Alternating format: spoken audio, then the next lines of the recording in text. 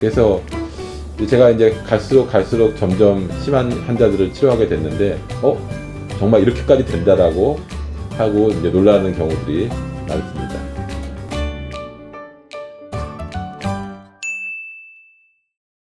당뇨 환자들 같은 경우는 식이요법과 함께 운동을 필수적으로 해야 되는데요. 특히 가장 좋은 운동이 저는 맨발 걷기라고 생각합니다.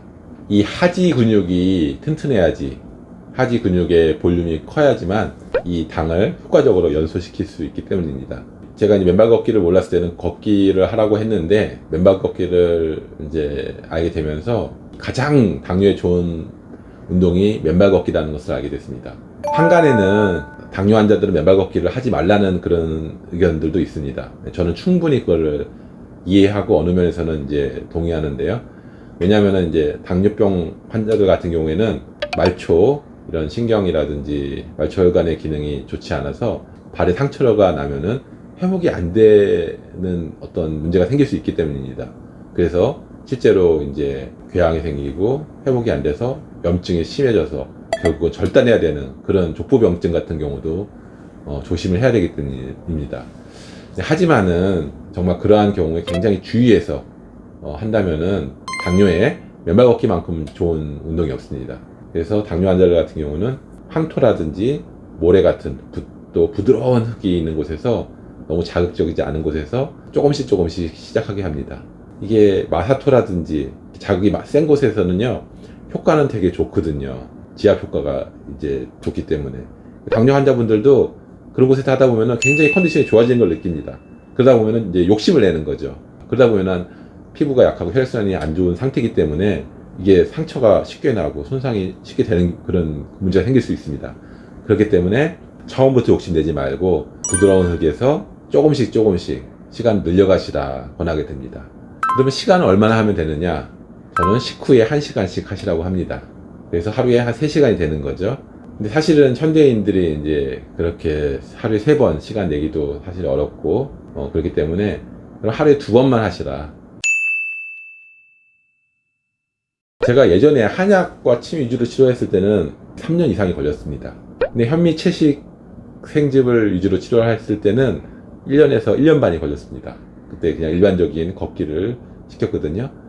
근데 이제 맨발 걷기를 같이 결합해서 하게 하니까 치료 기간이 굉장히 단축이 됐습니다. 예를 들어서 초기 당뇨 같은 경우, 당화혈색소가 한 7 정도, 7점대인 경우에는 3개월 정도면은 정상 범위로 내려오고요. 평균적으로요. 그 다음에 좀 당뇨약을 드신 지 좀 오래된 분들은 한 6개월 정도 걸리고, 인슐린 주사를 맞은 경우도 있습니다.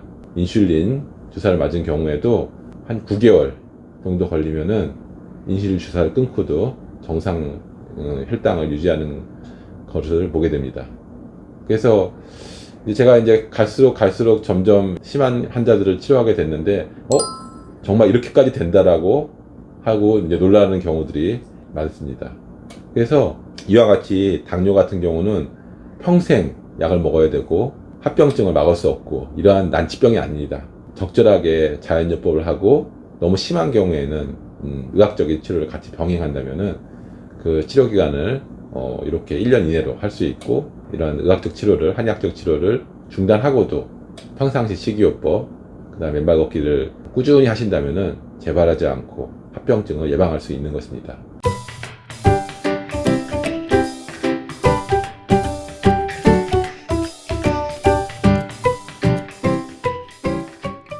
이와 같이 이제 어떻게 보면 대원칙은 간단합니다. 근데 문제는 실천이죠. 매일매일 같이 꾸준하게 생활하고 실천하는 것이 굉장히 중요합니다. 저는 맨발 걷기 국민운동본부에서 이제 활동하면서 꼭 제 치료를 받지 않아도 자연요법하고 맨발 걷기를 열심히 하셔서 당뇨가 정상이 된 분들을 많이 보았습니다. 근데 핵심은 매일매일 꾸준히 하는 것이었습니다.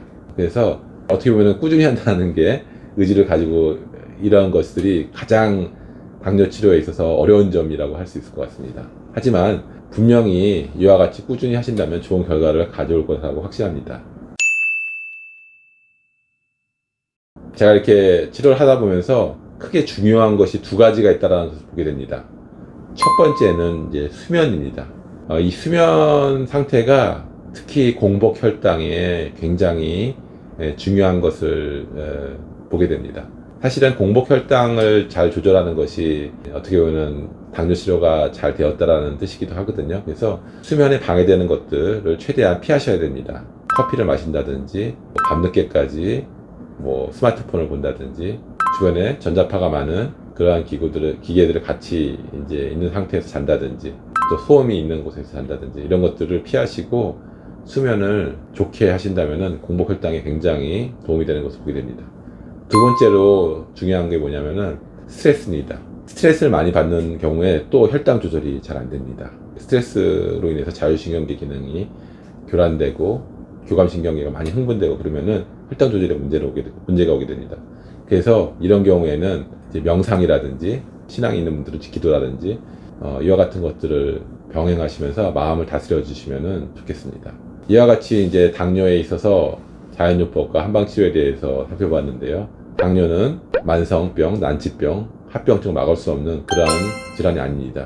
절대적으로 이런 자연요법과 때에 따라 적절한 의학적인 치료를 병행한다면 완치될 수 있는 질환이기 때문에 당뇨로 인해서 고생하고 있는 환우분들, 보호자분들 꼭 용기를 가지시고 도전하셔서 완치되는 기쁨을 누리시길 바랍니다. 경청해 주셔서 감사합니다.